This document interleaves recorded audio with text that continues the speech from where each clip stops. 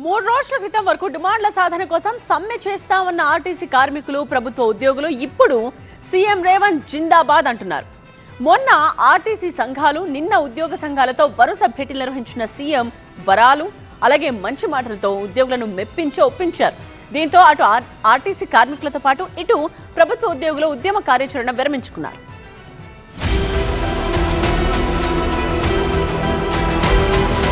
Telangana CM Revanth Reddy రాష్ట్ర ప్రభుత్వ ఉద్యోగుల సంక్షేమం, వారి సమస్యల పరిష్కారంపై చాకచక్యంగా వ్యవహరిస్తున్నారు. సీఎం రేవంత్ రెడ్డి మొన్న ఆర్టీసీ సంఘాలు, నిన్న ఉద్యోగ సంఘాల జేఏసీతో భేటీ అయ్యారు.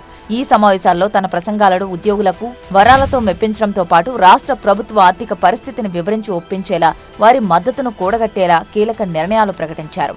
అందుకే సీఎంతో చర్చలకు వెళ్లేటప్పుడు డిమాండ్లు సాధించుకుంటామని మాట్లాడిన ఉద్యోగులు వచ్చేటప్పుడు జిందాబాదులు కొడుతున్నారు. మీరు మేము కలిస్తే మనం అని, మనమందరం కలిసి ఆర్టీసీని అభివృద్ధి చేసుకుందామని ఆర్టీసీ కార్మికులతో చెప్పి సీఎం వారిని ఒప్పించారు. ఇటు ఉద్యోగ సంఘాల జేఏసీతో భేటీలో మీరు లేకపోతే మేము లేమంటూ ఉద్యోగ సంఘాలను ప్రశంసించారు.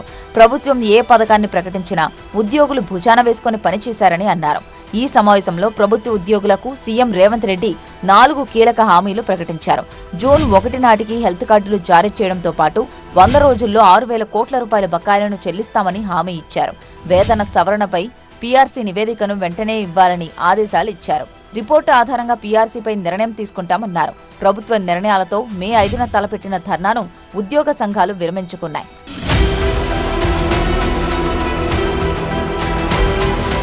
ఆర్టీసీ కార్మికుల చిరకాల వాంఛలైన కారుణ్య నియామకాలు, బకాయిల చెల్లింపుపై సీఎం సానుకూల నిర్ణయాలు ప్రకటించారు. గత ప్రభుత్వం వదిలి వెళ్లిన బకాయిలను తాము క్లియర్ చేస్తున్నామని, ఇటీవల ఉద్యోగుల కోసం 1000 కోట్ల రూపాయల బకాయిలను విడుదల చేశామని చెప్పారు. యూనియన్ల ఏర్పాటు, విలీనం వంటి అంశాలపై కార్మిక సంఘాలే ఒక ప్రణాళికబద్ధమైన నిర్ణయానికి రావాలన్నారు.